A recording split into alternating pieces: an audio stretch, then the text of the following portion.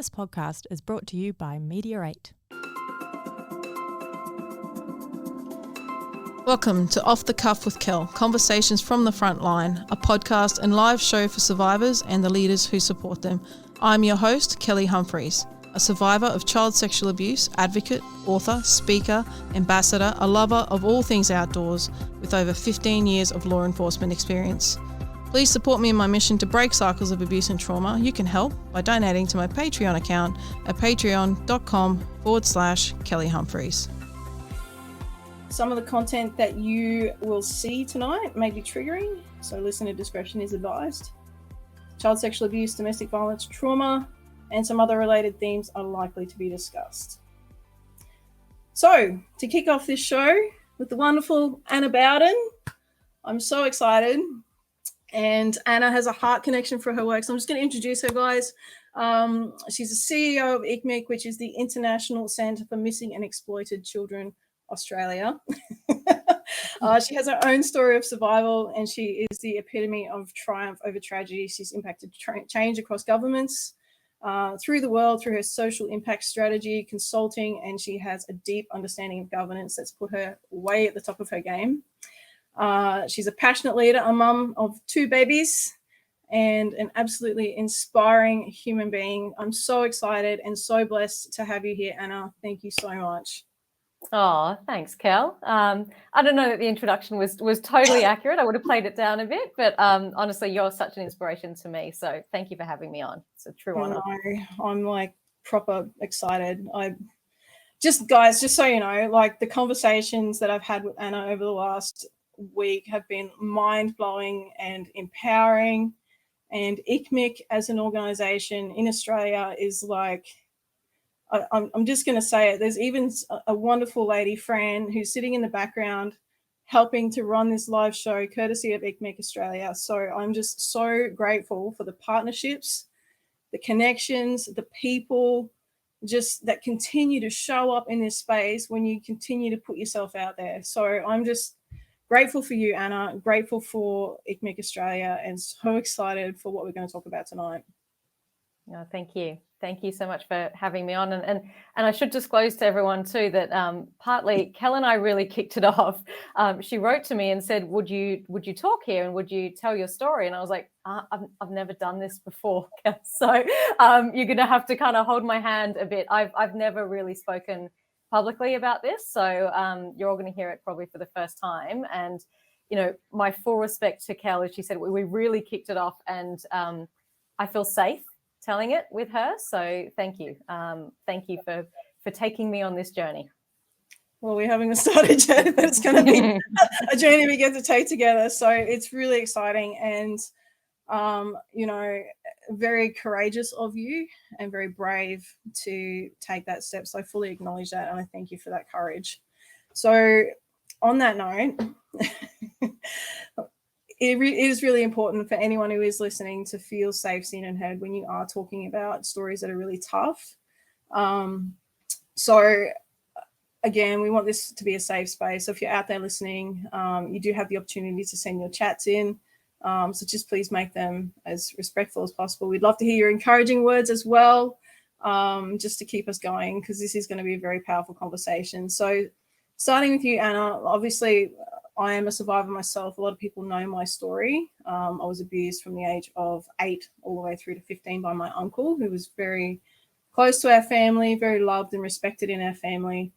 And nobody knew what was going on for a very long time. He groomed us very powerfully. He groomed my parents, obviously, in order to have access to me. So, you know, it's a very difficult as a child growing up myself. And I know I've read just a little bit of a summary that you sent through to me. And wow, like you have such an inspiring story. So tell us a little bit about how it started. Yeah. Thanks, Kel. So, you know, the real truth is I don't remember how young I was when it first started. I mean, obviously, as a young child, you don't have very clear memories of the early days. What I do know is that there were 2 people who abused me through my childhood. One was very close inside the family, and he was a boy.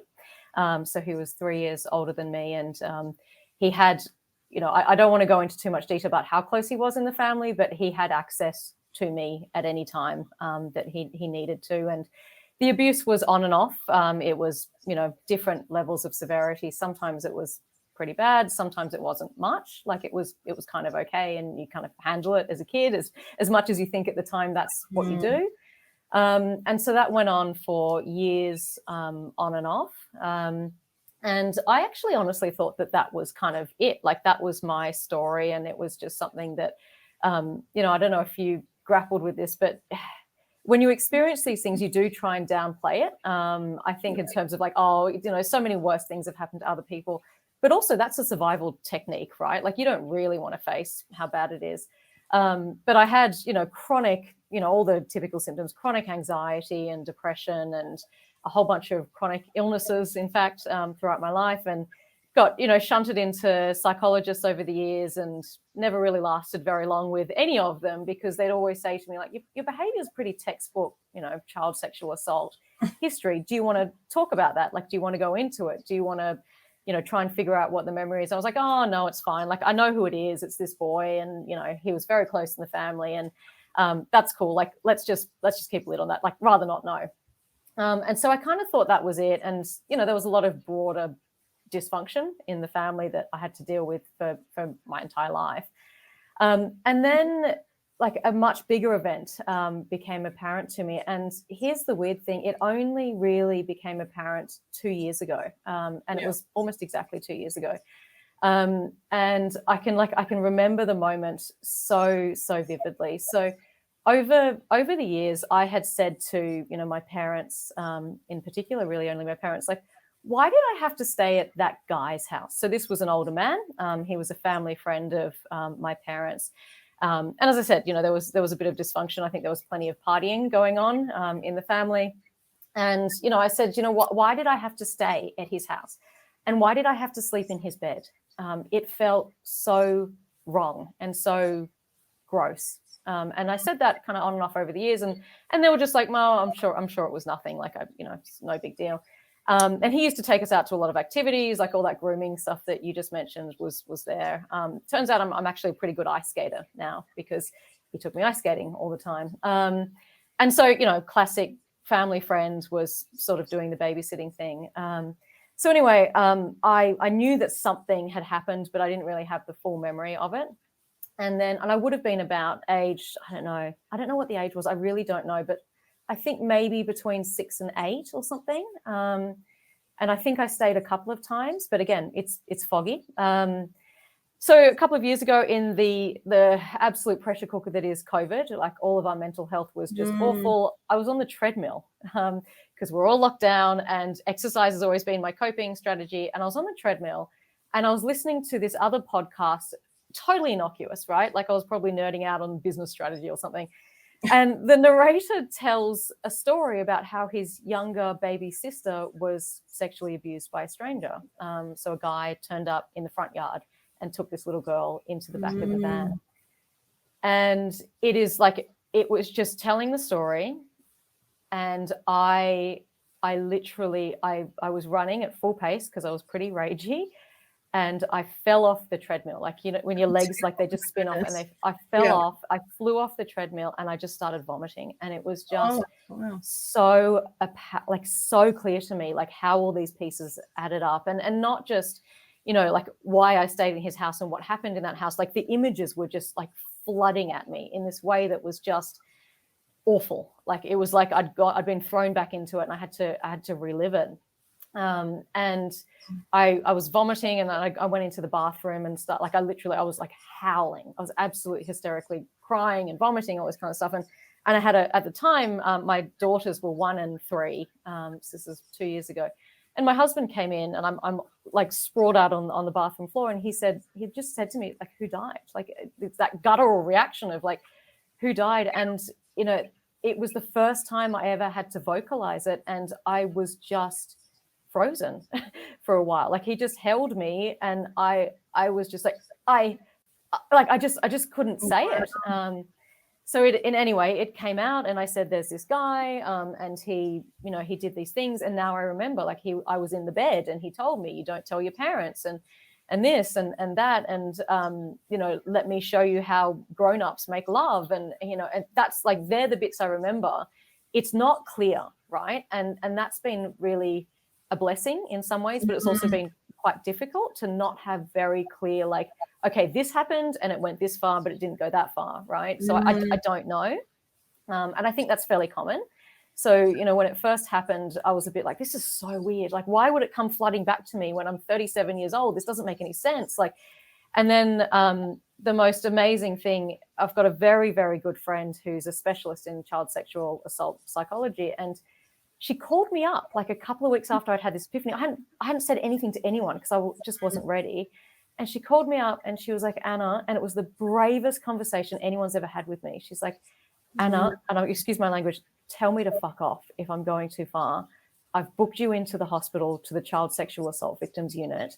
There's an appointment at this time, at this day. She's like, go or don't go.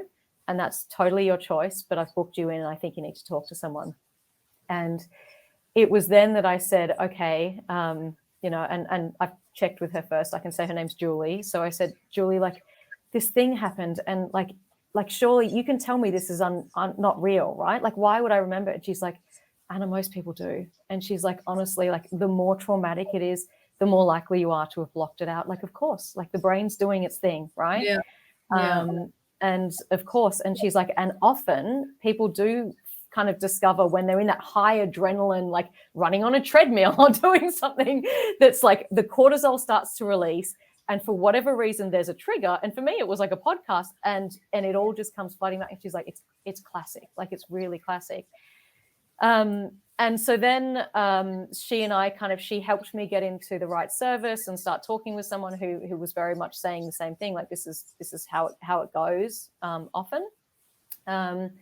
And I still had this like, oh God, please I just want to make it not true, right? Like, I just want to make it not true.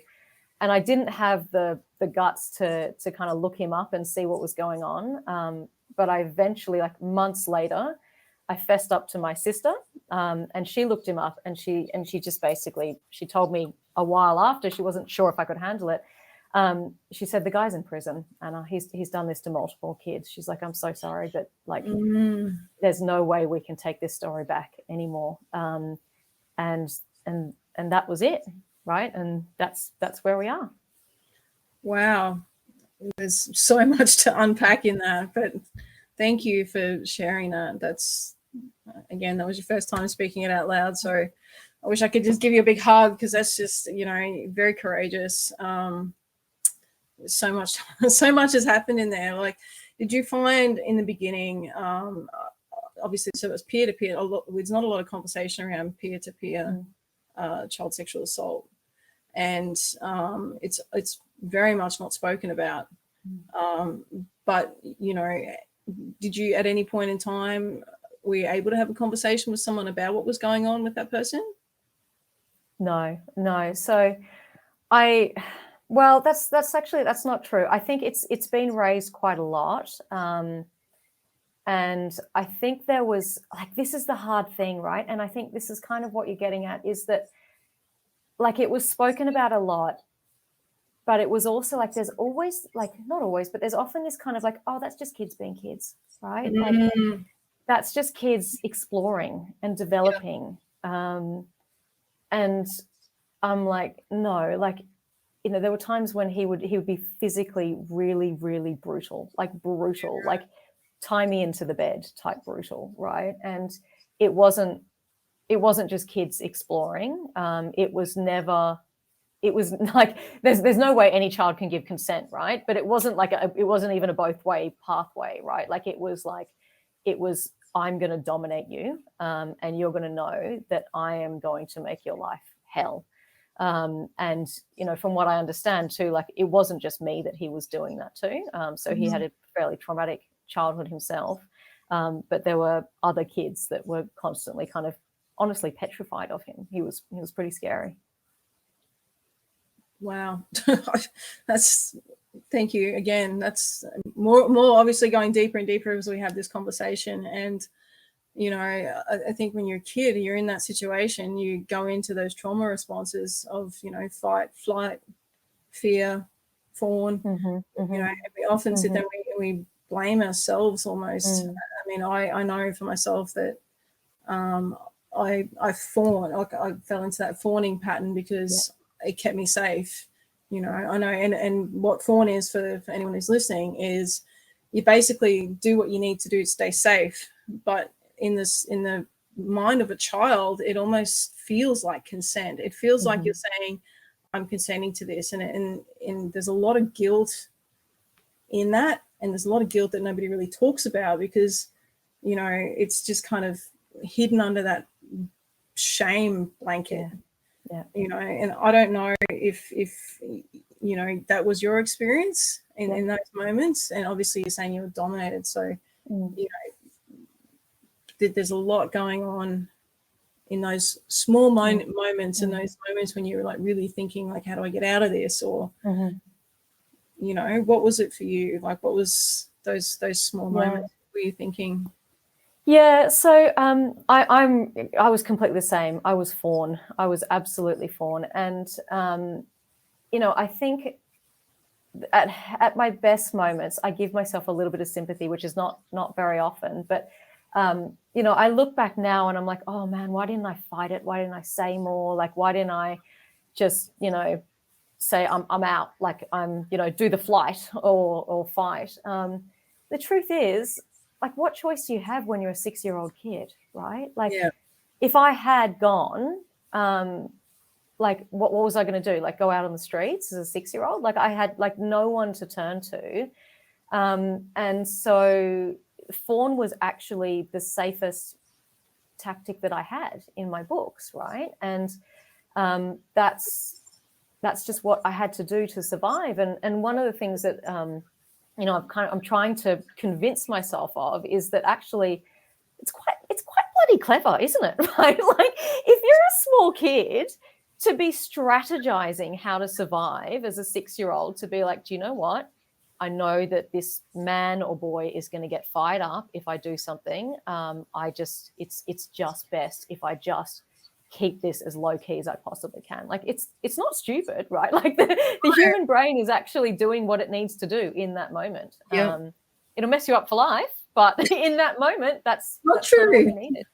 I understand. I hear what you're saying, and yes, oh my god, and so many of you know, particularly the women I talk to, they're just like, oh, why does my body do this, or why did my body betray me, or why did I think like this, or they beat themselves up for so long for the way that they responded when it's actually just the way that we're made. You know, and we fall into this pattern of like beating ourselves up for how we survived. And you know, you have to acknowledge that you know, like you said, how clever was that? You know, how smart were you? Like, you and I guess that comes down, that's that definition of survival. Like, we were talking about this in the conversation the other day. We like really hate the term survivor because it's like, oh well, I didn't die, you know.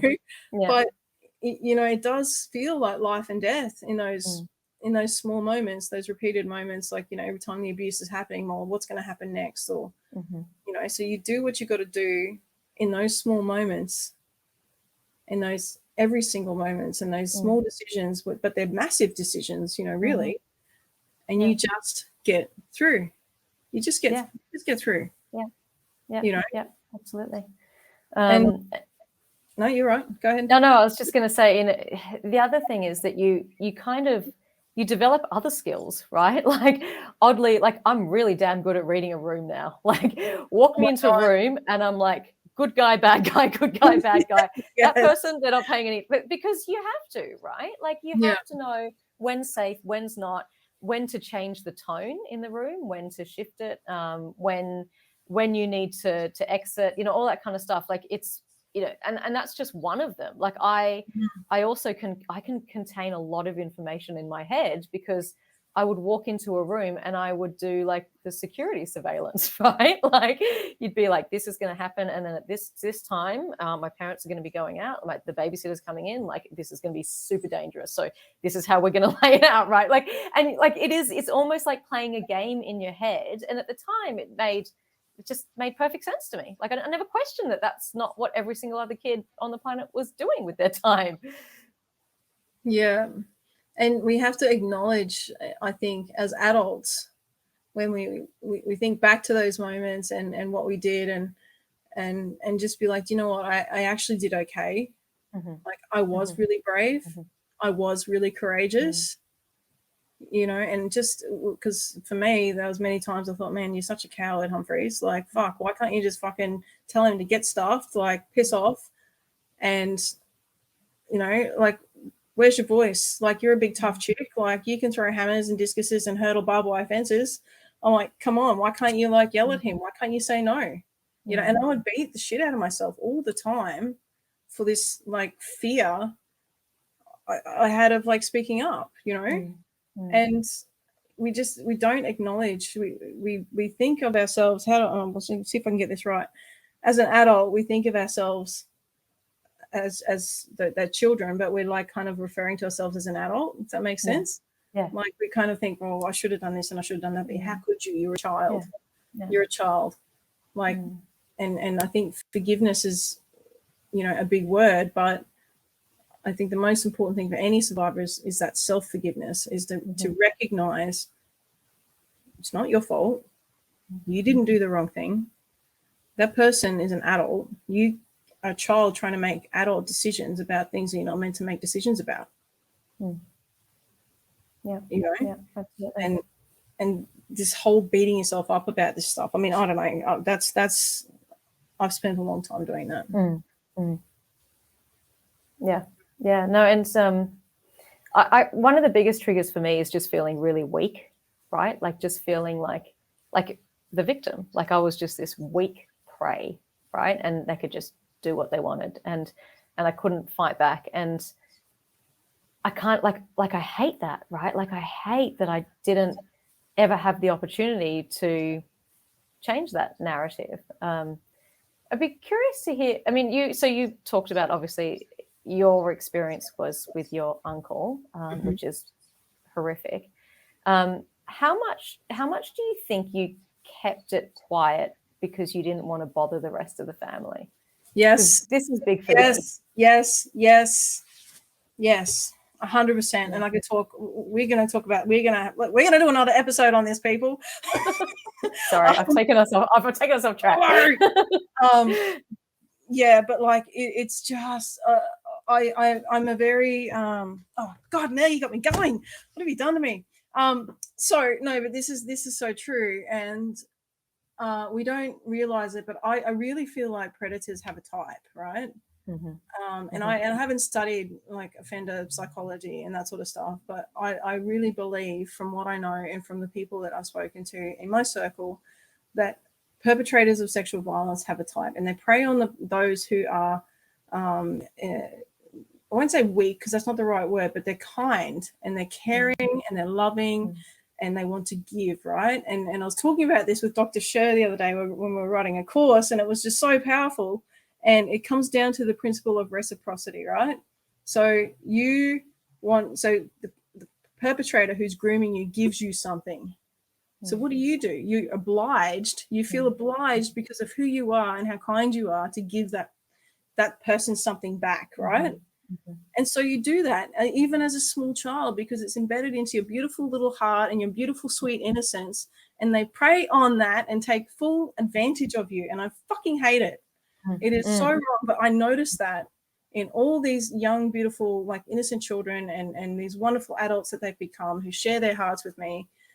You know, they're beautiful, kind souls. And when it comes down to it, I really think it's the protector in us, that protector in us, that beautiful young warrior who doesn't want to hurt mum or dad, who doesn't want to hurt his sister, doesn't want to break up that family unit. You know, they're just like, it's okay, I'll just do it. Like, I'll let him do this to me. This is me. I'll let him do this to me, and he won't touch my sister. Yeah. And he won't touch my brother. Not that I thought for 1 second he would offend against a male, but you know, this is me being a child trying to have adult conversations with myself. You know, but I totally get that. Yeah. Do you remember yourself like thinking, if I tell my parents I'm gonna, you know, they're gonna get rid of this other person? Or Not explicitly. I mean, I don't think that was kind of an option to get rid of them or to get, me out of the situation. I don't think that was an option. But I very much, like, I craved just their love, right? Like as any child does. And like, I know, like, on some level I was petrified that if I told them this thing, I'd be unlovable, right? Like, I would not, it would be a bad reflection on me, and there's all the shame and there's all that kind of stuff, but also, like, I would be just a huge pain in the ass for the family, right? And that's always been, like, my thing has always been, probably related to this, I just don't like being difficult to anyone. Like, I don't even like being late to a meeting. Like, I hate that. I hate it. I hate bothering anyone. And so I think a lot of it is probably just me. I just didn't want to be difficult. And so it was just easier for me to just kind of keep it quiet and not be difficult. That seemed kind of easier, right? And then I kind of hate myself for that, because I'm just like talk about like it, honestly, if I'm really, really honest about it, it feels a bit pathetic of me, right? To be like, oh, I just want them to love me, and so I won't make life difficult for anyone. Like, it's bullshit, right? Like, it's total bullshit. I know that now. If I think about Anna as a child, as you said, like, in the abstract, like, if it was any other child, like, oh my God, what I would do to disrupt that. But when I think about myself, I'm just like, oh God, Anna, seriously, shut up. Like, stop it. Just stop it. It's difficult.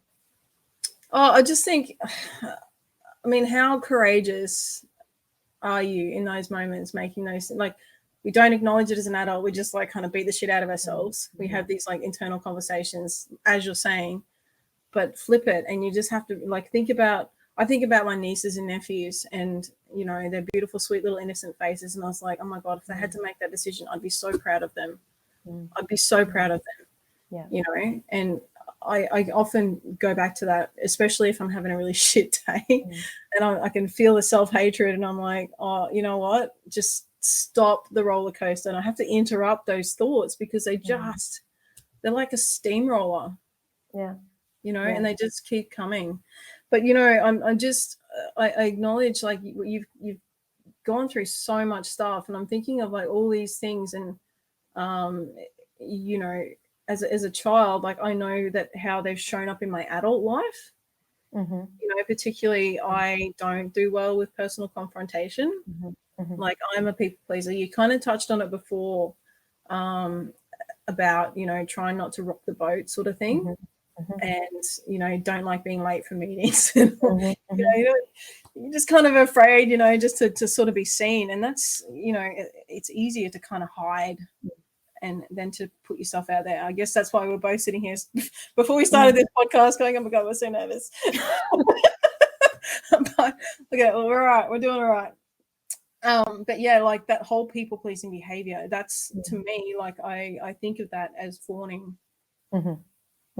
It's people pleasing, and fawning is the same thing. So we manifest these child trauma behaviors in adulthood by kind of not being able to set those really strong boundaries and being able to say, this is my time. And I've often really struggled to have strong boundaries, and to be able to say no to people and say, you know what, I can't do that. Like, I just want to help. And, you kind of just end up doing so much stuff, and you're not really looking after yourself in that. There's no self-care. I mean, what is that anyway?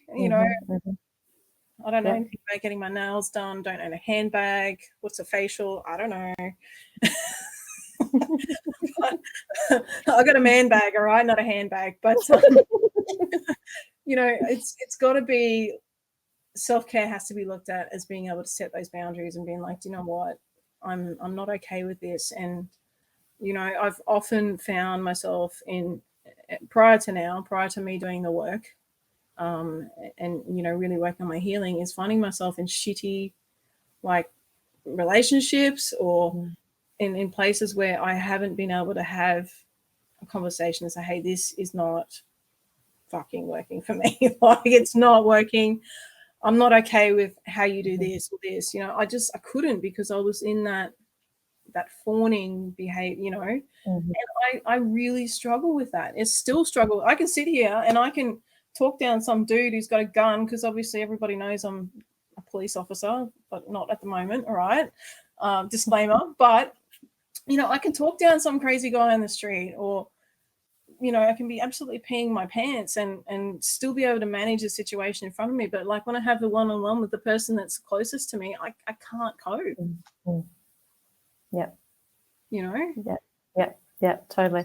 And I mean, I think that's why you're so brave for talking about it, because not talking about it is also people pleasing, right?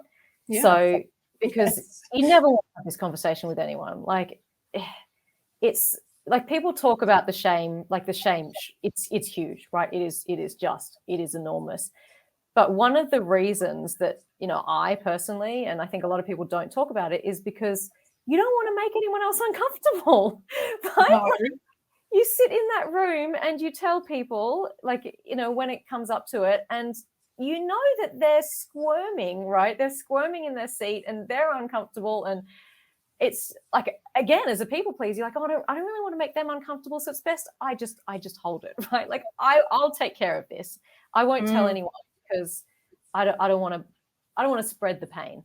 To be really honest, and that is one of the biggest reasons, in fact probably the biggest reasons I haven't spoken out about this, because like there's so much fear for me about how it might affect the people around me, and how they might be perceived, or they might have, you know, just be really uncomfortable about it, right? And I don't want to spread it. And that's really hard. Yeah, it's interesting. You're really raising it in a well, look, I'm seeing really far ahead, but my brain's not catching up to what I'm seeing. So let me try and get this right. We basically avoid talking about this to make everybody else comfortable, right? So we're kind of doing that whole people pleasing thing, but it's also really silencing. It's really silencing. It's a big reason people don't come forward. It's a big reason people don't share what's going on. It's a big reason for our mental health problem, you know. And there's lots of questions and stuff that we're going to sort of try to tackle at the end of this. But you know, being able to have the right people in your life, people that you know that have your back, that love you unconditionally, that you can say whatever the fuck you like, and they are going to be there. They are going to love you no matter what you say. They're going to see you at your worst and love you at your best and your worst, and they're still going to be there at the end. You know, and you've got to find those people, and that's the only environment, as far as I'm concerned, it's the only environment where you're going to be able to learn to put those boundaries in place to safely go, okay, you know what, I've never been able to do this before, but I'm really scared to have this conversation with you, but you know, can we just not do this? Or you know, I don't really like going to bars because this is where the thing happened, you know. And having someone who's really okay with that and not going to question it and not going to be like, oh well, why don't you just go get some fucking help? Like I've had that happen before. It's like completely dismisses what's going on, and it's not actually acknowledging or validating the experience at all. So you've got to have the right people. Yeah, absolutely. And I think there's like a huge amount of work that also needs to kind of, it's more a messaging thing of like, how do you react when someone discloses to you, right? So we're at, you know, ICMEC in Australia, we're doing a lot of work on how do we respond when people come to us, which is happening more and more, and said like, thank you so much for the work you do. Like, I'm a survivor. I haven't told anyone. This is kind of my story.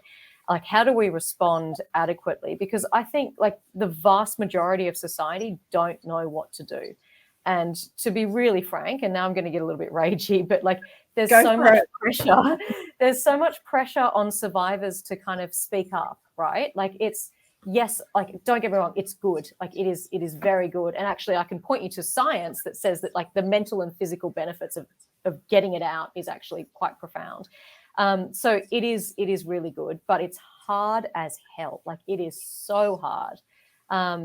But there's also like, there's very little discussion about like, okay, so when we ask people to tell their story, how are we going to behave when they do? Right? So are we going to like turn a blind eye to this? Are we going to say, oh, that sounds bad, run, and that happens, right? Like, and one of the worst reactions you can give someone, first of all, the worst thing you can do is not believe them. Like, I tell you what, no one's making this shit up, right? Like, no one is making this up. You don't put yourself in this position for any reason, right? For any reason. And then like the other thing, you can not believe them, you can criticize them, you can also just not respond, right? Like, that's also not helpful, because we have been told through our childhood, the brain is still developing when you're a child, right? It is actually developing neural pathways. And if you're consistently gaslighted through your childhood and told, we don't believe you, I don't believe you, if you tell anyone, they're not going to believe you, like, you're just kind of this weak piece of whatever that I'm going to do whatever I want to. How do you think we feel when a grown adult doesn't want to hear or doesn't believe our story, right? Like, I think this is a big piece, and I am so supportive of people talking out more, but I think we also need to listen, right? So it's talk and listen. It's absolutely, sides, right? Yeah, and it's not trying to like fix it all the time. Where as Aussies, we like want to be helpful. Oh, well, how about this? Have you tried this? Have you tried that? Most of the time, survivors look, they've had to survive and get through this whole thing, and they're pretty independent, and they're also a little bit arrogant. It's like, how dare you try to tell me how to fix this? And they automatically get really defensive. It's well, that's true for me. I'm like, hang on, what do you know about this? I'm like, so it's just one of those things. It's just like, don't try to fix it all the time. Like, really listen to see what they're asking of you. And, you might even want to pop in there and go, oh, look, I'm not really the right person for this, or because sometimes you don't have the capacity and might not be in the right space yourself. But like, just say, look, how do you want me to give you advice, or would you like me just to listen? Like, just fucking say it.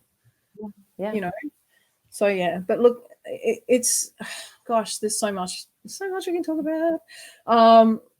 But I think one really important thing is, and I know, like, just looking at your rap sheet in the most positive and beautiful way, you've made so many like contributions to the world, to the government, to ICMEC Australia. Like, you're doing some amazing work. Like, how for you is your story and what you're doing, how does it impact? They're definitely related, and not necessarily just in a bad way, right? So trauma doesn't just totally mess you up and you can't do anything with it. Like, there's a huge amount of lessons and resilience, like we talked about, like reading the room and kind of, understanding a lot of information at one time.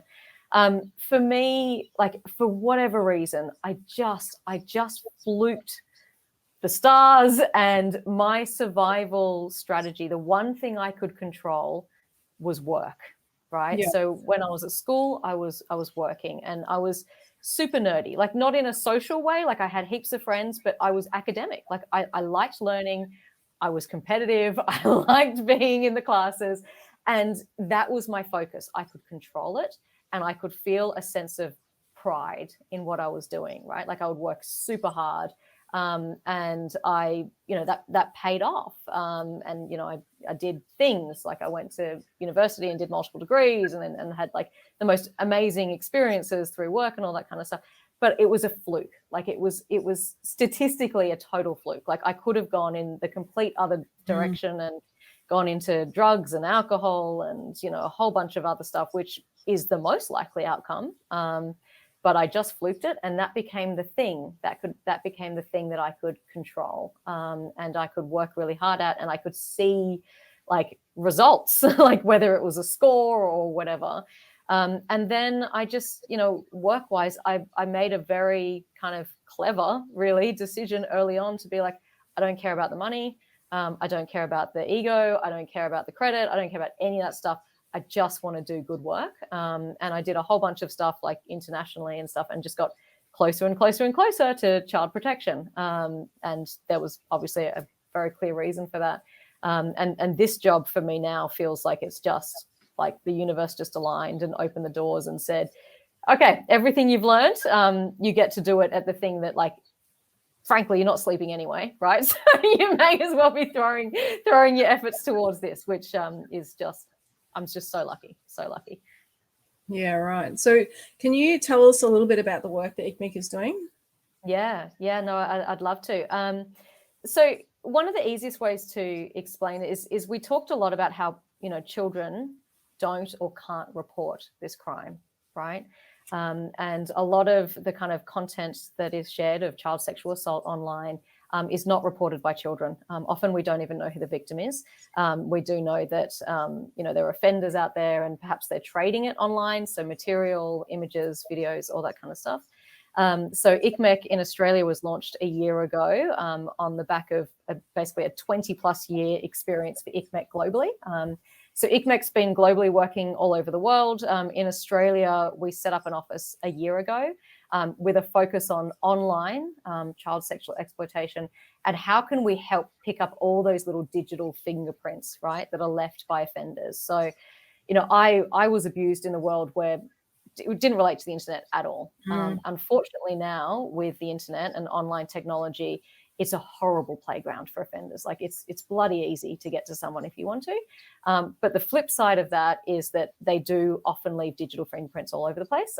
So our biggest focus right now is looking at the financial transactions that offenders make. So often they'll pay particularly for live streaming of abuse of a child. So we're helping the banks to kind of pick up what's a suspicious transaction, what kind of data are we seeing out there, how do we then bring that together with law enforcement, and how do we all collaborate as a sector? So banks, law enforcement, tech companies, academics, there's amazing not-for-profits who are crawling around the dark web picking up data. We're basically compiling it to create the picture to go after these guys in the absence of children being able to report. So as I said, the guy who offended against me, he's in prison now. So law enforcement did the job for me when I couldn't. And that is exactly what motivates me today. So there's little Annas and little Kels out there who don't even know that we're trying to do something to help them. And that's pretty powerful. Wow. Yes, it is. And so needed, obviously, in this world of technological advances. And it's just so easy to get even scammed these days. My goodness. So yeah, I hate to think what's actually happening to our little people out there. So thank you for the work you're doing. Oh, thanks to the team. It's incredible work. I've got great people. We're probably just going to jump on and answer a couple of questions shortly. But just before I do, I really wanted to check in with you, like how, particularly for a lot of survivors out there who've got kids, like how is that for you? How does that change the way you parent? And that's the hardest part. So we talked about you can own the pain yourself, but the last thing you want is to spread that pain, and that's a whole different level of awfulness. So my two little ones, I am so brutally aware that I'm not giving them the childhood that I want them to have. And that's not because I'm doing anything wrong. It's because I'm hyper vigilant. These kids don't get to play in the way that kids should be able to, right? They don't get me to, be quiet when they're climbing the boulders at the park. They don't get to play in the front garden because I don't know who's driving up, right? Like it's such a battle to know that I'm holding them back in some ways. But I can't help myself on that, right? And, when I first really realized what was going on, my kids were 1 and 3, like they needed me so much. And I was there like too much. As I said, I am helicopter parenting these kids.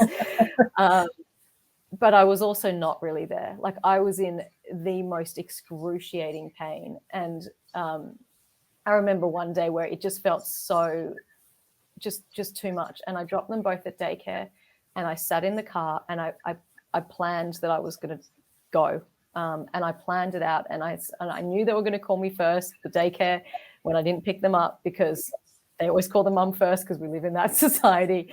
And then I was like, okay, so they'll call me at 6, and then they'll call my husband, and then he'll know that something's gone, but that's okay because that gives me like 8 hours, and by that point I'm like, I'm out, I'm gone. And I guess that was my flight mechanism. But like, how shit is that, right? Like, all I ever wanted to do was to have kids and to give them the childhood that I didn't get, and now I can't help but not give them the perfect childhood that I have in my dreams. So that's one of the worst things for me, I think. Oh, bless you. I can see, obviously, I didn't want to make you upset or anything, but I just really feel there's a lot of parents out there that really struggle being a survivor themselves and having kids. And I'm going to interview my mother next week. Next fortnight. And she is a survivor herself as well. And, you know, she said, you know, I never wanted this to happen to you, you know, and I can't imagine what that's like. And I really appreciate you sharing that, because I know for so many parents out there, they struggle with the very same thing. So, you know, you're definitely not alone in that. But, you know, I think your kids will be the safest kids there are. But I do believe, like, from what I know of you already, they're going to be just like so blessed and so loved and cared for and safe. And, you know, that's the best that we can hope for. Yeah. And the thing that's really interesting too is that they have protected me. Like, the biggest reason I survived is because of them, right? Like, I don't get the option of leaving. I don't get the option of calling quits on this and them. Like, there's many days we talked about you don't sleep after you've gone through something like this. You don't sleep, and there's many days you're operating on an hour of sleep or something like that, and the kids come in and it's just like, oh, what am I going to do? Like, let's do this, guys. Like, I've got to live another day because I'm not leaving you behind. So, you know, in a way, it's kind of what you need. It's really what you need to help you survive. I think. So what would be your message to all the mums who are survivors out there? Oh, God. Or dads even.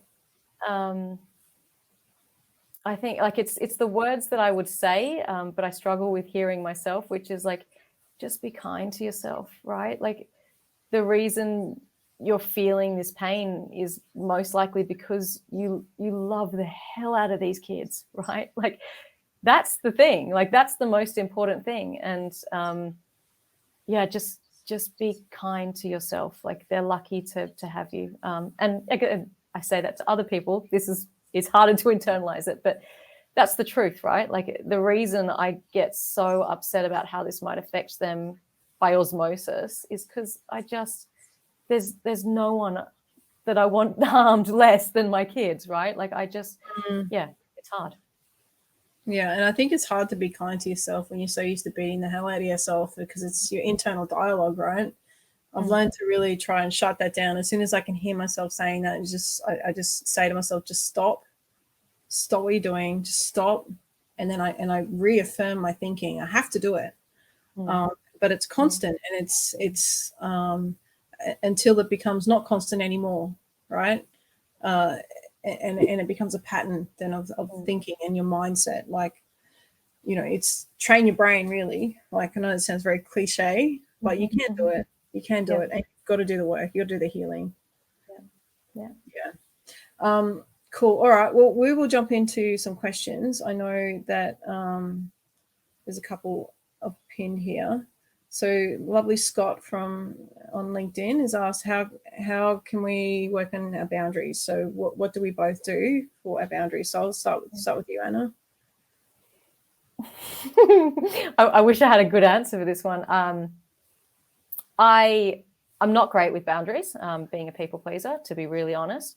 But there are things that I'm starting to create non-negotiables for me. So I'm trying to, for instance, because I don't sleep, I'm trying to switch off earlier from work and all that, because we're hearing this content all the time, right, at work. So I'm trying to switch off earlier, and I'm like, I'm out, I'm done. But equally, I can't go out for late dinners with people, right? Because my brain goes into trauma mode and I go really crazy and I can't sleep. So I'm getting better and better about just saying I can't do late nights and I can't do that. The other thing is for me, like the gym and exercising and running and stuff has been my way to burn off the ridiculous amounts of cortisol that are constantly churning through my body. And so I'm getting better at about being like, you want me to go out for a run. Like, trust me, everyone's life is going to be hell if I don't. So this is, and just finding those really, really small wins for myself to get through the day, really. But when it comes to boundaries with other people, like, I'm not great, to be really, really honest about it. I'm really not good. So do you mean like when people ask you to do things, or? Yeah, totally. Yeah. If you ask anyone who works with me, what's Anna's biggest fault? I reckon one of them would be like, she sucks at saying no, right? Like, she's just so good to know this. So ask me anything, because I will tell you, because I can't help myself, right? Like, yeah, it's hard. Oh, it's hard, isn't it? And look, I think the process of boundaries, I kind of touched on it before, and it's got to be done, I think, in a safe space with the right people. And I think it's harder in workplaces, but I think you have to start at home where, you know, you've got the capacity and you have to be in the right environment. So, you know, it's really tough, especially for a lot of kids, you know, learning to get their body autonomy back and things like that after trauma, when they're put back into the same environment where the abuse has occurred, right? It's really tough to try and heal from that space. So, you know, it's very true. The same for survivors of domestic violence, you know, trying to set your boundaries in place when the other person is not a safe person to be able to set those boundaries in place with, you know. So to me, it's like having that conversation saying, look, these are some of the truth, like right from the beginning. If you start dating someone, you know, it's like, look, these are the things I'm not okay with. These are my no-go zones. These are my go-go zones. We're like, hell yeah, zones. But you know what I mean? Like, you have that conversation before you even start and just say, these are my rules. And, you know, you can change those as you go through. But I think you've got to start out from the beginning. And you've got to do the work. It's not just like being able to set boundaries, but you've got to do the healing, you've got to do the internal stuff. Because for me, like, it's taken a really long time to even speak proudly and feel like 100% confident in my own skin, where I can say with power, oh, I'm not okay with this. Because there's one thing to set a boundary and be like, oh, look, you know, I'm just kind of, you know, look, I'm maybe not really sort of like okay with that. I don't know, because any narcissistic or like manipulative person is just going to go, well, I'm just going to, you know, step all over that and fully take advantage of you. Like, when you put a boundary in place, it's a, you know, I'm talking about this in my second book that I haven't finished writing yet. I talk about it like crime scene tape, right? Like, you don't get to go past this. Yeah. You don't get to go past this until I say, like, your boundaries need to be firm, and only you're the only one that can move those. That can, you know, allow that person to come in your boundary. So, you know, it's got to be done in a safe space. And look, it's not like there's a workshop or anything that you can sort of do, but it does start with, I guess, finding out what your vulnerabilities are, asking yourself, like, you know, where is it that I feel like when someone breaks your boundary, it's kind of like you can feel that violation. You can feel like something's not right, like even if you can't put a name to it. And I would just really encourage anyone not to dismiss that feeling. Like, really get curious about why that was so upsetting, and, you know, ask yourself, and even if you're brave enough, have the conversation with that person, just to say, look, can you just have a conversation with me about what just happened, and explore that with that person, and just say, look, you know, this, you know, is obviously something I need to do some work on. Do you mind if we don't do that until I figure it out? Like, whatever it is for you, you know. I don't know. Does that make sense? Yeah, it's beautiful. Beautiful advice. Yeah. Oh, stop it. Okay, cool. So trust is a big thing for me. Is that an issue for you both, Anna? Yeah, it is. And I'm really, really trusting from the get-go, surprisingly, actually. So I actually kind of I would say sometimes I'm a bit naive, really. So I trust people a lot, but when it's broken, it's gone. Right, it's very hard for me to come back from that. Right, so it's really surprising that I kind of go in there with that kind of like, you know, unicorns and rainbows. Like, oh, I'm sure this is a great person. They only have wonderful intent, and so I do trust people, but then like it's very hard to come back if you've broken that trust. Very, very hard.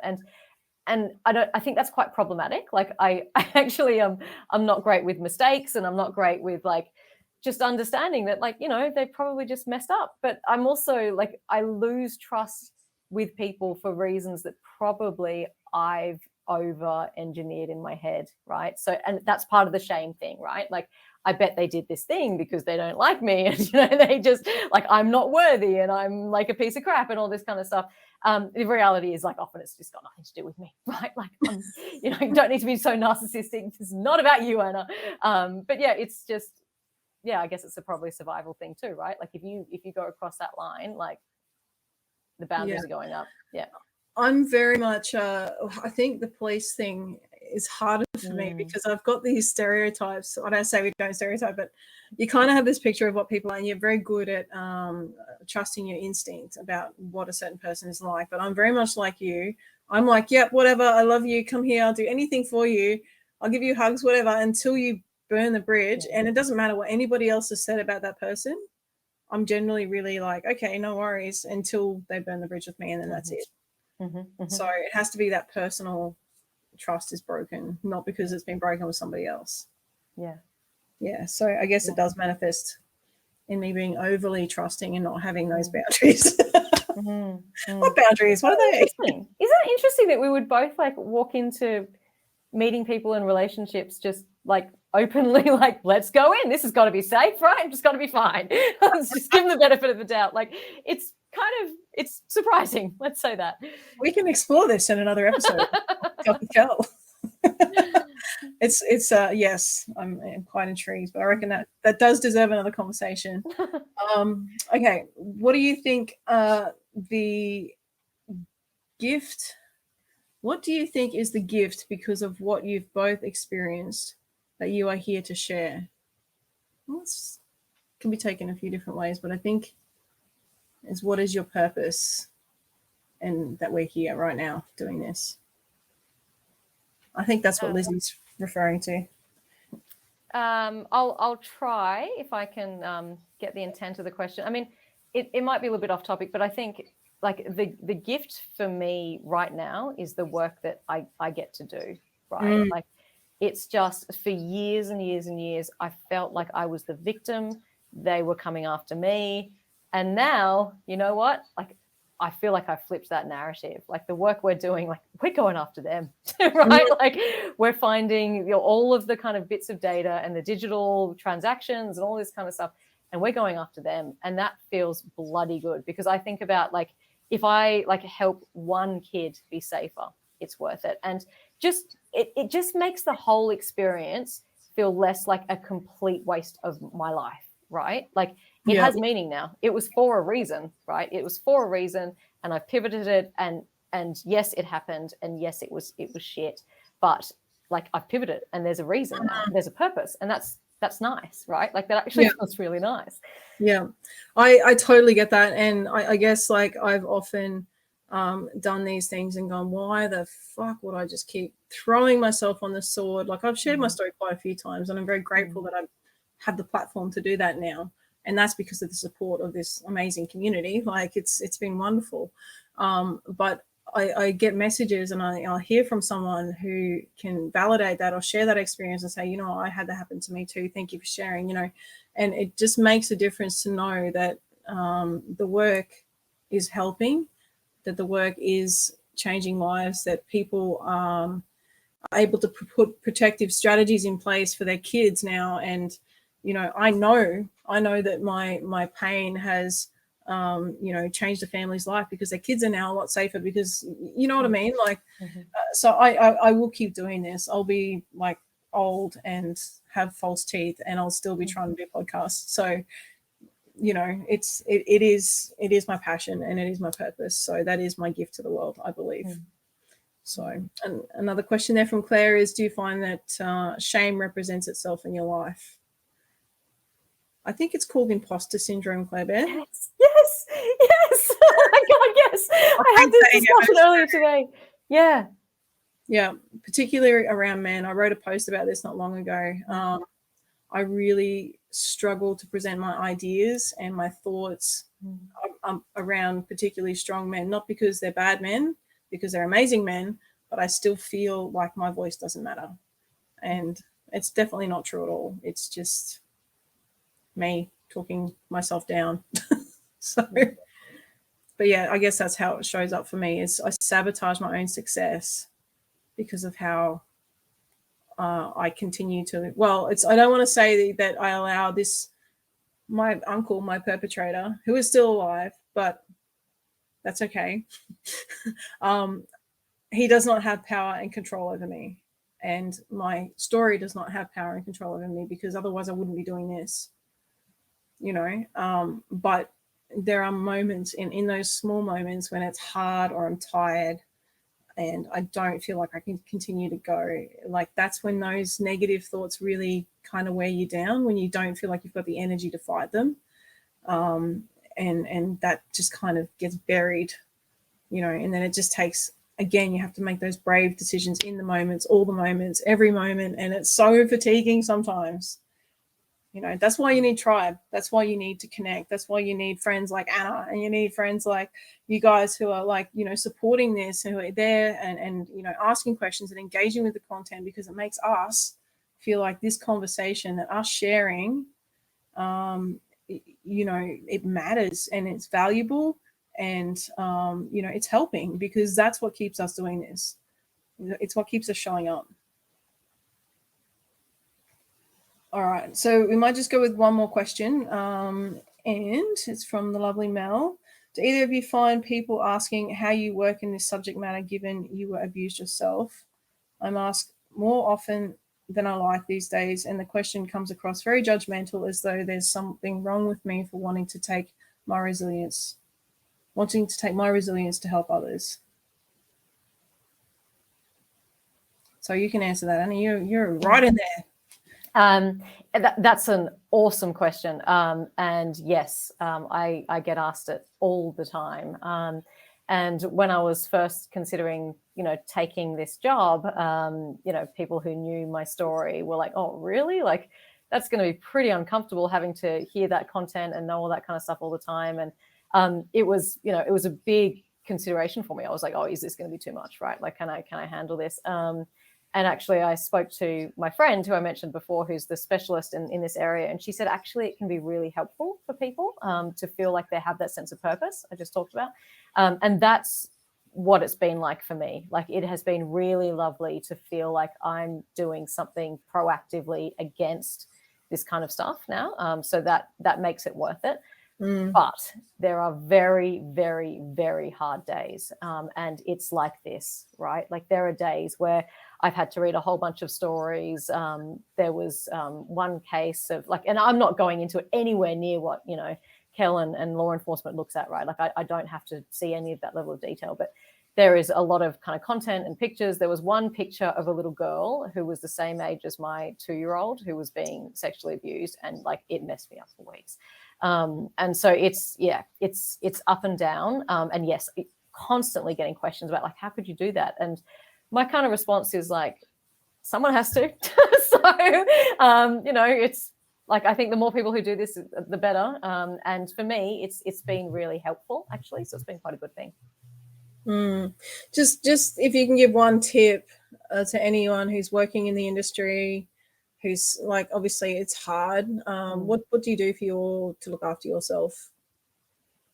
I'm increasingly flagging when it's too much, and I would say that's what I recommend the team to do too. So if anyone feels like, do you know what, I'm out, like, I just can't do this for a while, like I think having the courage to say that is actually really, really important. And it's a very hard thing to say, right? Like, when you're surrounded by 15 other people in an office who are doing the same work, you feel really weird to be like, do you know what? I can't hack it. I'm out. Like I can't. But I think we're trying to create a culture where that's a very open discussion to have. Like, and I said to the team, like, even if you want a number, like on a scale of 1 to 10, how's everyone doing today? Cool. You're at a 1. You're going home. Cool. We'll see you in a few days when you're ready. And just having that kind of vulnerability to say, this is not a good day for me, or you know what, this is like, I'm feeling good today. I reckon I can take on more. And hey, Kel, do you want me to take some stuff off you or whatever it is? And just having that like humanity and vulnerability. It's really hard to fess up when you're not handling things well. It's really hard. It's a very big survivor's trait to say, not be able to say what you need. So that's awesome. I'm learning myself as well. So yeah, definitely being vulnerable. And a lot of people think being vulnerable is weak, but Brené Brown, if you know anything about her work, she is incredible. She tells you it's a massive pillar of strength, and I happen to agree with her. So, Anyway, guys, tonight, oh my God, Anna, it's we're already done. See, look, there goes an hour and how quick that happens.